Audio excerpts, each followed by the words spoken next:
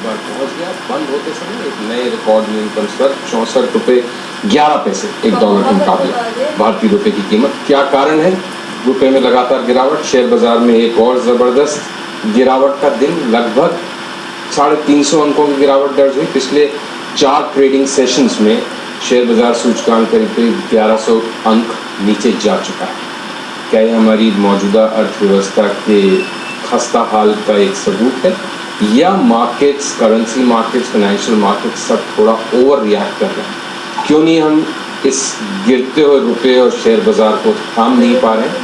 यही फोकस में चर्चा का विषय है। 2 खास मेहमान मेरे साथ स्टूडियो में अभी हैं। Shishir Sinha, senior assistant editor, Hindu अखबार बिजनेस लाइन, जो उनका पिंक पेपर है, बिजनेस पेपर। राम उपेंद्र दास साहब, सत्य है आपका, वरिष्ठ अर्थशास्त्री।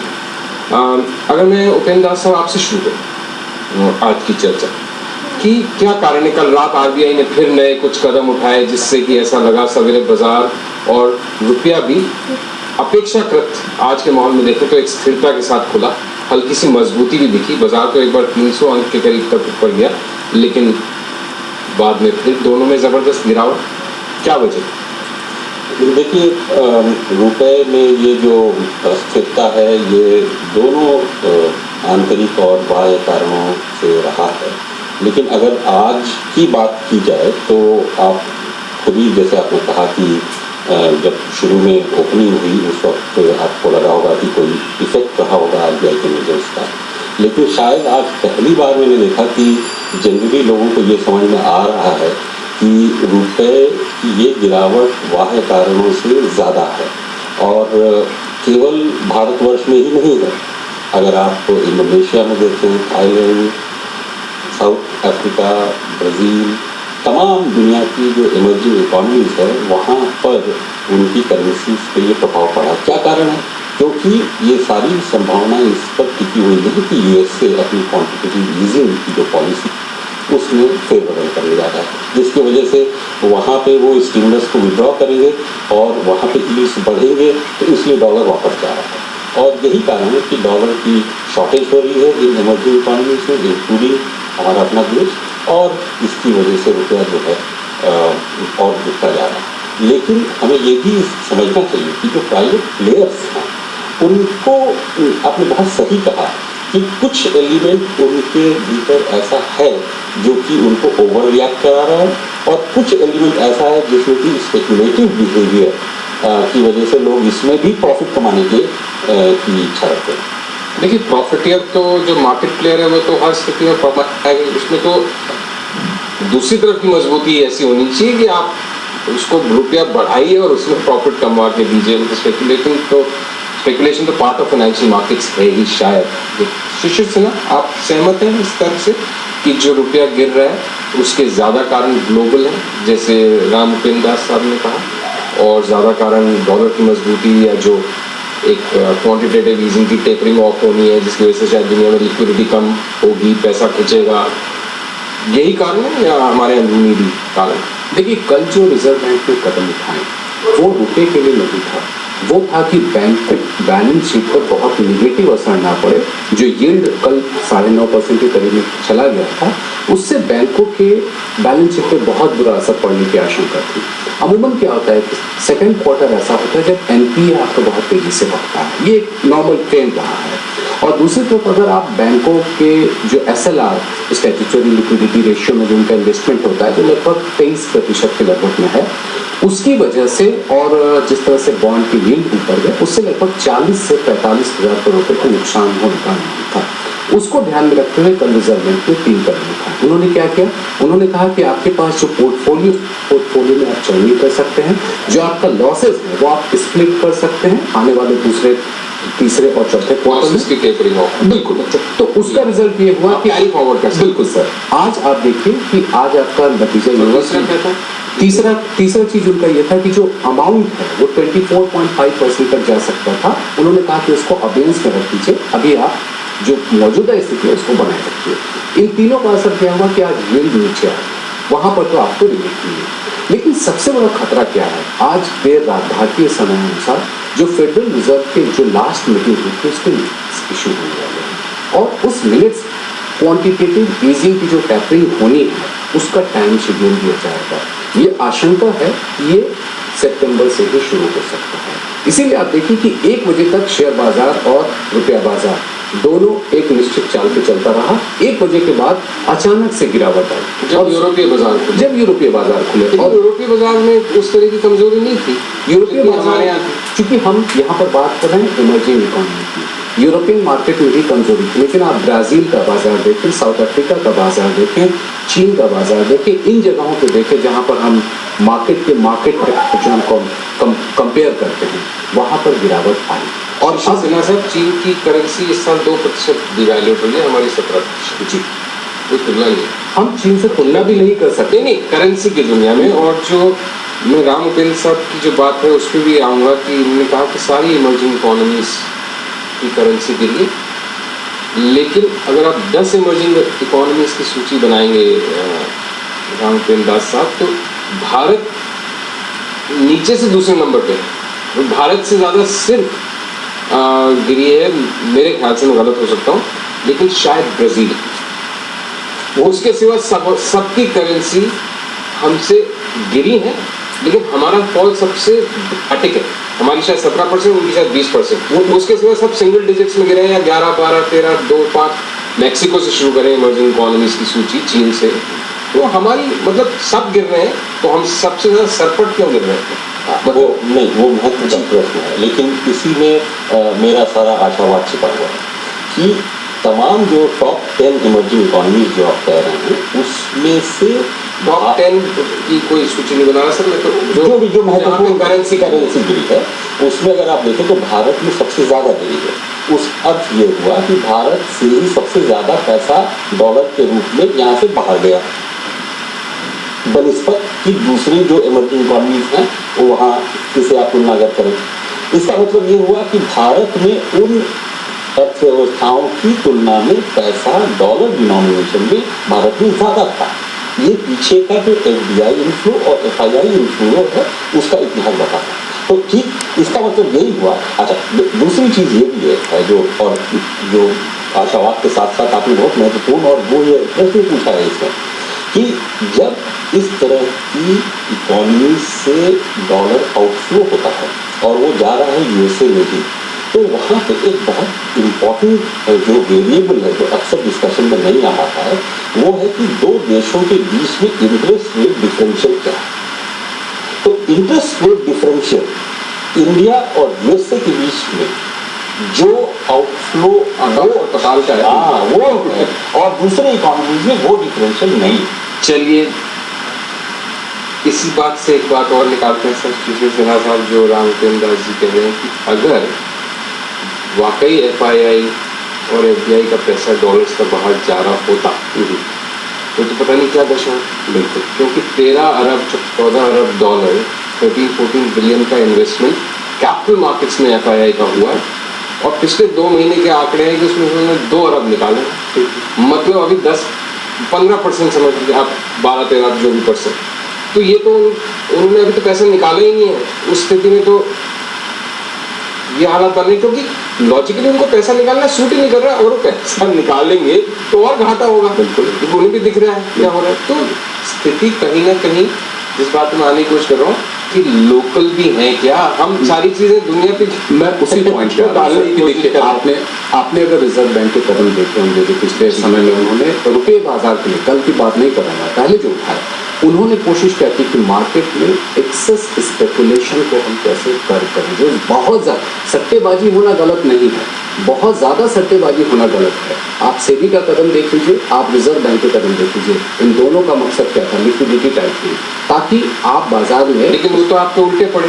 मैं आपको आ रहा हूँ, मैं इसी पॉइंट पे आ रहा हूँ। बाजार में प्रॉब्लम क्या है कि इसको रिटर्न ऑफ कैपिटल कंट्रोल समझ लिया गया कि आप अपने देश में कैपिटल को लगाना चाहते हैं। आप अगर FII आउटफ्लो देखिए, वो नहीं हुआ है, इसका मतलब ये है कि इमर्जिंग इकोनॉमी में भारत अभी भी उनके पोर्टफोलियो में ऊपर में है। प्रॉब्लम ये है कि लोकल लेवल पे किसी तरह का कॉन्फिडेंस नहीं है लोकल इन्वेस्टर्स में, लोकल जो बैंक्स हैं, लोकल जो आपके पेट्रोलियम कंपनीज हैं, इनको कॉन्फिडेंस नहीं है और उससे घाटे में सर जबरदस्त। आपको ऑयल इंपोर्ट तो आपका बंद नहीं हो रहा है ना। घाटे में होने का मतलब ये नहीं है कि आप ऑयल इंपोर्ट बंद कर दे रहे हैं, आज आपको 2 महीने के बाद का जो ऑयल इंपोर्ट करना है उसके डॉलर की डिमांड भी आज आप करने लगे हैं, क्योंकि आपको भरोसा नहीं है कि कल होगा यहाँ पे भी रुकेगा कि नहीं रुकेगा। तो आप इसलिए आप ज्यादा से ज्यादा डॉलर जमा करने की कोशिश कर रहे हैं, और ये एक ऐसी समस्या है जिस समस्या से आप सही कह रहे हैं। लेकिन जो लोग ये फॉरवर्ड में हेजिंग कर रहे हैं वो तो दूध का जला छाछ भी फूक फूक के पीते हैं ना। उन्होंने देखा है 50 से आप 64 पे आ गए आपको, और आप आशाजनक रहे कि 60 पे मैं बताऊं, लेकिन किस लेवल पे कर रहे हैं, 68 पे कर रहे हैं, 67 पे कर रहे हैं। आप किसी भी डीलर से बात कीजिए, वो बताएंगे आपको कि उनका हेजिंग लेवल क्या है। यानी कि वो पहले से ही मान करके चल रहे हैं कि रुपए का लेवल 65 से 68 के बीच में होगा। हम भले 60 की बात करें, हम 60 के नीचे की बात करें, वो पहले से ही मान करके चल रहे हैं। इन स्पेकुलेटर पे आप लगाम नहीं लगा सकते, क्योंकि जब एक डर बन जाता है ना, आप उस डर को आश्रित दूर नहीं कर सकते। यहाँ अगर मैं जी के बात कि इन्होंने बड़ी महत्वपूर्ण बात कही कि हमारे यहाँ, और आपने भी कि जो हमारे यहाँ का आंतरिक माहौल आज का बना हुआ है वो मेरे हिसाब से इन्वेस्टर फ्रेंडली नहीं, चाहे डोमेस्टिक इन्वेस्टमेंट हो चाहे फॉरेन इन्वेस्टमेंट हो। आप देखिए सरकार की नीतियों को अगर आप देखें तो फॉरेन डायरेक्ट इन्वेस्टमेंट को उन्होंने बहुत ओपनिंग की है सेक्टर्स में हर तरह से, चाहे कैप को बढ़ाने में या ऑटोमेटिक रूप में ले आने में। और फिर भी FDI का जो स्तर पहले था उतना अभी नहीं है। हालांकि अभी एक जून का जो फिगर है ये इसी के कंपेरेबल पीरियड में 22% पे FDI में ग्रोथ हुआ है, लेकिन उतना नहीं हुआ। लेकिन FDI एक सोर्स है जहाँ पे हम लोग को डॉलर सप्लाई बढ़ानी चाहिए और उसी के माध्यम से रुपये को स्टेबलाइज करना चाहिए। FDI में वो ग्रोथ इसलिए नहीं हो रहा है, ये नीतियों का प्रश्न नहीं है जितना कि राजनीति का प्रश्न है। मुझे लगता है कि इस वक्त हमारे देश में एक ऐसा राजनीतिक माहौल बना हुआ है जहाँ पर इकोनॉमिक डिसीजंस की अस्थिरता है, जो शायद किसी जी पहले कहना चाह रहे थे, इलेबोरेट नहीं कर पाए, उसको मैं कहना चाह रहा हूँ कि आज की अस्थिरता जो है वो नीतियों की नहीं निकली है जितनी की राजनीति की। तो आपको लग रहा है कि जो रुपया गिर रहा है वो राजनीतिक उथल पुथल की वजह से गिर रहा है, आंतरिक कारणों में। और मुझे लगता है कि अगर आप देखें डोमेस्टिक इन्वेस्टमेंट्स नहीं बढ़ रहे हैं, FDI जो है रिजीम ओपनिंग के बावजूद भी अभी वो रिस्पांस नहीं मिला। लेकिन फिर भी जैसे मैंने कहा कि लैग के साथ आप देखेंगे तो फिगर्स में आपको FDI इंक्रीज दिखेगा, और वही शायद सब सेफर रूट होगा डॉलर की सप्लाई बढ़ाएं जिससे कि रुपया ज़्यादा मजबूत हो। लेकिन अभी इन्वेस्टमेंट डिसीजंस अबेयंस पे रखे जा रहे हैं। अच्छी बात है। मैं एक ब्रेक पे से पहले अंशुमन तिवारी, वरिष्ठ आर्थिक पत्रकार, दैनिक जागरण से स्वागत है, आप हमारे साथ जुड़ गए। आपकी टिप्पणी लेते चलें, जो ये हम लगातार गिरावट का दौर देख रहे हैं, आपका क्या डायग्नोसिस है? प्रिस्क्रिप्शन बाद में। देखिए, ये जो पिछले 3-4 दिन की गिरावट है इसमें ग्लोबल रीजन्स रिस्पॉन्सिबल हैं। ये काम एक्चुअली 15 सितंबर के बाद होना था, जो पहले हो गया है। उसकी वजह ये है कि रिजर्व बैंक ने जिस पैनिक के साथ पूरे मार्केट को मैनेज किया, उसने बाजार में घबराहट ज़्यादा फैलाई। बाजार ये मानकर चल रहा था कि 15 सितंबर का डेडलाइन फेडरल रिजर्व के टेपरिंग की आती है तो उसके बाद रुपया 63 से 65 के बीच में कहीं जाएगा, और वो ये भी मानकर चल रहा था कि $25 बिलियन का फायर पावर रिजर्व बैंक के पास है, जिसका वो इस्तेमाल उस समय करेगा जब रुपया 65 के आसपास जाएगा और वापस उसे खींच के ऊपर ले आया जाएगा। लेकिन ये पिछले 3-4 दिन के कैपिटल कंट्रोल तरह के फैसले लिए गए, जिन फैसलों ने बाजार में एक अजीब सा असमंजस पैदा किया, इसलिए हम इस गिरावट को प्रीपोन होता हुआ देखा है। तात्कालिक स्थिति नहीं है।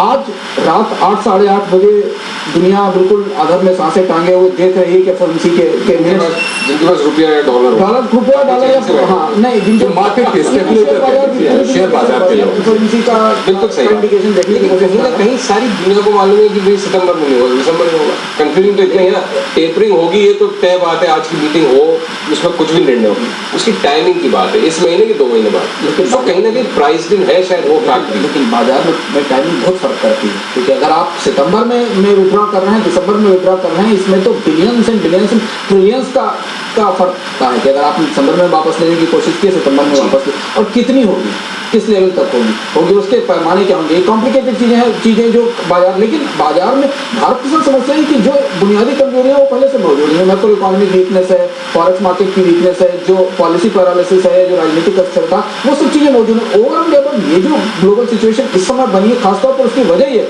क्योंकि भारत को पिछले 3 साल में जितना भी डॉलर मिला वो इसी रास्ते से मिला, इसके अलावा कोई एक्सपोर्ट बढ़ा नहीं 2 साल से। और वही रास्ता जो पिछले 2 साल में जो $30 बिलियन आए हैं वो सब शेयर बाजार के रास्ते हैं, वो वापस जाने का खतरा है। तो वो पैनिक वहाँ पर जब एक अर्थव्यवस्था अच्छी थी, जब बढ़त दर अच्छी थी, जब यहाँ के बैंक मजबूत थे, रुपया स्थिर था, तो सारा श्रेय हम खुद लेते थे कि हम दुनिया से अलग हैं।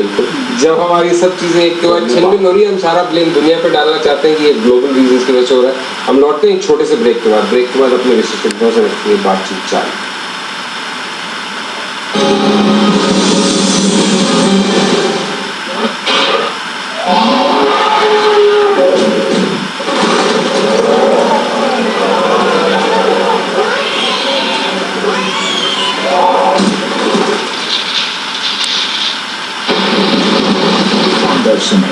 सस्ता नहीं, सबसे अच्छा।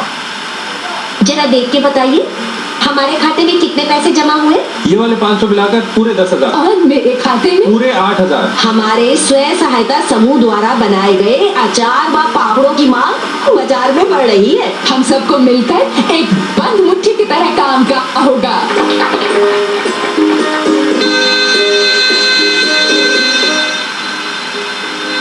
हैप्पी बर्थडे जी। अब दुनिया हमारी है।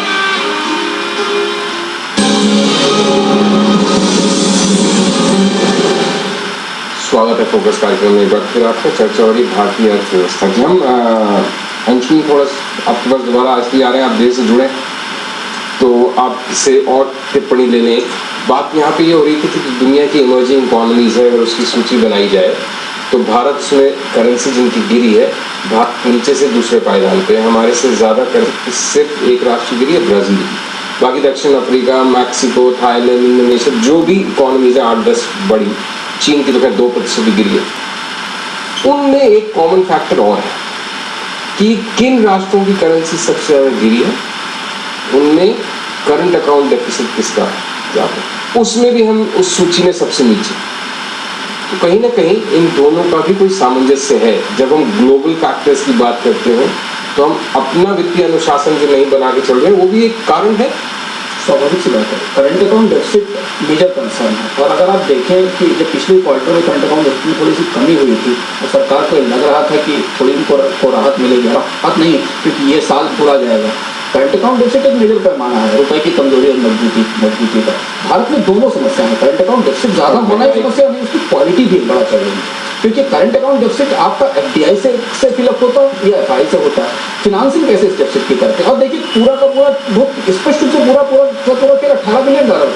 अगर आपका करंट अकाउंट डेफिसिट $70 बिलियन है तो आप सेफ हैं, और अगर आपका करंट अकाउंट डेफिसिट $90 बिलियन है, $88 बिलियन है तो आप अनसेफ हैं। तो ये जो $18 बिलियन की क्राइसिस बिल्ड होना शुरू हुई है पिछले साल दिसंबर से, जिसको वित्त मंत्री बार बार कह रहे हैं कि हम फिनांस कर रहे हैं, इसी की कोशिश चल रही है कि 4 बिलियन यहाँ से मिल जाए, 8 बिलियन यहाँ से मिल जाए।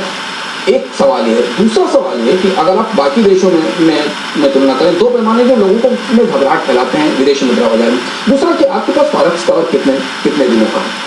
इस मामले में ब्रिक्स में सबसे खराब स्थिति में है। ज़्यादातर ब्रिक्स कंट्रीज के फॉरेक्स कवर, खासतौर से इमर्जिंग इकोनॉमीज के फॉरेक्स कवर 8 से 9 महीने के, इसलिए उनके पास एक फायर पावर मौजूद है बैक एंड में, और इन्वेस्टर को मालूम है कि 8 से 9 महीने का इम्पोर्ट कवर काफी है। हम 7 पर हैं, और रिजर्व बैंक जितना बाजार में डॉलर छोड़ेगा फॉरेक्स कवर उतना ही बढ़ता जाएगा। इसलिए मैंने शुरुआत में कहा कि $25 बिलियन का फायर पावर है रिजर्व बैंक के पास। वो उसे कब इस्तेमाल करता है पता नहीं। $25 बिलियन से ज्यादा रिजर्व बैंक किसी भी स्थिति में नहीं ले जा सकता, क्योंकि वही आप जैसे वो करीब 10% है आपके टोटल फॉरेन। क्योंकि जैसे ही आप 6.5 महीने पर आए, वैसे ही आप एक दूसरे ट्रैप में चले जाएंगे, जिसको रेटिंग्स जो ग्रीनस्पून-गोर्बिटी रूल कहता है कि आपका शॉर्ट टर्म डेट के 1 साल के शॉर्ट टर्म डेट के बराबर फॉरेक्स रिजर्व आपके पास होना ही चाहिए। तो आप एक दूसरी क्राइसिस में एंटर कर जाएंगे कि आपका अभी हमारे पास 1.5 साल के शॉर्ट टर्म डेट के बराबर फॉरेक्स रिजर्व है। तो इसलिए रिजर्व बैंक बहुत थिन लाइन पर ऑपरेट कर रहा है। इसलिए जब आपने देखा कि इंटरवेंशन रिजर्व बैंक करता तो कितना संभाल के करता, $3 बिलियन, $4 बिलियन, $1 बिलियन, $2 बिलियन छोड़ने की कोशिश करता। ये बड़ा चैलेंज है। आज के बाजार के पैमाने में वो रकम काफी नहीं है करेंसी संभालने की, जिस तरह से दुनिया में जिस स्केल पे ट्रेडिंग वगैरह हो रही है। तो अब चलिए हमने सारी समस्या की आप लोगों से जानकारी और टिप्पणी ली, अब इसका समाधान क्या है? वही जो आपने कहा कि अल्टीमेटली हम लोग को करंट अकाउंट डेफिसिट को ही टैकल करना है, उसकी फाइनेंसिंग तो बात की चीज। तो अब करंट अकाउंट चुनावी साल में डीजल की कीमतें कर दें मार्केट फोर्सेस पे, उससे करंट अकाउंट डेफिसिट आपका कम हो जाएगा। नहीं, लेकिन वोट पे डेफिसिट बढ़ जाएगा। हाँ, लेकिन आप ओवरऑल अगर आप ट्रेंड देखें कि किस तरह से सरकार इस पर रिस्पॉन्स दे रही है, या तो आप एक्सपोर्ट बढ़ाएं जो कि फॉरेन मार्केट पर डिपेंडेंट होता है, खाली आपकी अपनी कम्पिटिटिवनेस पर नहीं, वहाँ भी तो डिमांड होनी चाहिए, फॉरेन डिमांड। दूसरा है कि हम इंपोर्ट को घटाएं। इंपोर्ट में आप जानते हैं कि जो एकदम फिक्स्ड इंपोर्ट्स हैं, जो एसेंशियल इंपोर्ट्स हैं, उनको हम घटा नहीं सकते। तो अब सरकार इस कोशिश में लगी हुई है कि जो लग्जरी, सो कॉल्ड लग्जरी अगर उसको हम डिफाइन कर सकें, उन पे हम इंपोर्ट टैरिफ इंक्रीज करके उनके इंपोर्ट्स को चेक करें। तो अब दोनों चीज़ करनी पड़ेगी एक साथ। एक्सपोर्ट्स को भी हमें बढ़ाना पड़ेगा, लेकिन वो चूंकि फॉरेन डिमांड पे डिपेंड करता है, तो सरकार ने एक और भी काम किया और वो अक्सर हमारे डिबेट में नहीं आ पाता है कि हम लोगों ने इसीलिए, क्योंकि फॉरेन डिमांड यूएस और यूरोप में वीक रहा है, हमारी जो लुक ईस्ट पॉलिसी है वो बहुत स्ट्रेंथन हुई है। इनफैक्ट ये इररेस्पेक्टिव ऑफ गवर्नमेंट, अभी ये शुरू हुई कांग्रेस सरकार से, लेकिन वो थर्ड फ्रंट की गवर्नमेंट रही हो, चाहे बीजेपी की सरकार रही हो, सबने इसको बढ़ावा दिया, क्योंकि अभी जो सेंटर ऑफ इकोनॉमिक ग्रेविटी है वो एशिया की तरफ शिफ्ट हुआ है। और इसीलिए हमारा जो इकोनॉमिक इंटीग्रेशन है, ताकि हमारा दोनों एक्सपोर्ट और इंपोर्ट दोनों के फ्रंट पे हमारा उनके साथ लिंकेज हो, ये बहुत अहम होगा। Composition of current account deficit over the years जो आपको दिखाई पड़ेगा, और इसीलिए आज ये समस्या उभर के आई है, तो इसमें शायद एक बहुत बड़ा सोल्यूशन का इम्पोर्टेंस उजागर हो रहा है कि अब वो समय निकल गया जब हम सिर्फ अपने ट्रेड, एक्सपोर्ट और इंपोर्ट के लिए यूरोप और यूएसए पे, नॉर्थ अमेरिका पे डिपेंडेंट थे। अभी हमें ज़्यादा इंटीग्रेशन अपने ईस्ट एशियन इकोनॉमी के साथ करना पड़ेगा।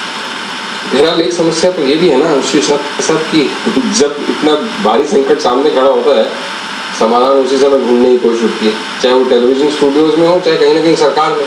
जब समय अच्छा चल रहा होता है उस समय समाधानों की तलाश अगर करके रखें तो शायद यही तो समस्या हुई है कि हमने 2012 सितंबर तक वर्चुअली कुछ भी नहीं किया। हमने 2012 सितंबर के बाद एक फैसले लेने शुरू किए। इसको एक कहावत भी कहते हैं कि जब आग लगे तो आप कुआं खोदने जाते हैं, तो वो आपका सोल्यूशन कभी भी नहीं दे सकता। लेकिन ऐसा नहीं कि सब कुछ खत्म हो गया है। अगर आप देखिए पिछले 2 महीने का एक्सपोर्ट को देखिए, वो एक अच्छा बढ़ा क्या है, क्योंकि अगर फॉलिंग रुपी है, यूएस में रिकवरी है, यूरोप में रिकवरी है, तो एक आपके लिए उम्मीद है कि वहां से आपके लिए डिमांड बूस्टअप होगा, तो आपके लिए एक्सपोर्ट बढ़ाने का मौका है। दूसरा, सर्विसेज सेक्टर का जो है, यूएस की बात करें खासतौर पे, वहां पर आपके लिए डिमांड है, क्योंकि यूएस में आईटी स्पेंडिंग बढ़ रही है, तो वो आपके लिए दूसरा एक पॉजिटिव हो सकता है, और उसके रिजल्ट आपके यूएस अर्थव्यवस्था की आने वाले दिनों की मजबूती हमारे लिए सबसे बड़ा एक स्ट्रेंथ का कारण बन सकता है। प्रॉब्लम ये है कि हम लोग निगेटिविटी में ज्यादा खोए हुए हैं। हमें हमेशा ये लगता है कि हमारी सरकार ने अब तक कुछ नहीं किया तो कुछ भी नहीं हो सकता। लेकिन मेरा ये मानना है कि कुछ चीजें हैं जो पॉजिटिव्स को दिख रही हैं, और उन पॉजिटिव्स को आपको एक्सप्लॉइट करने की जरूरत है। तीसरा मैं आपको बताऊं, माइलन का अकेले एफडीआई प्रोजेक्ट अप्रूव होने पे आपके पास $1.6 बिलियन आ सकता है एक झटके में।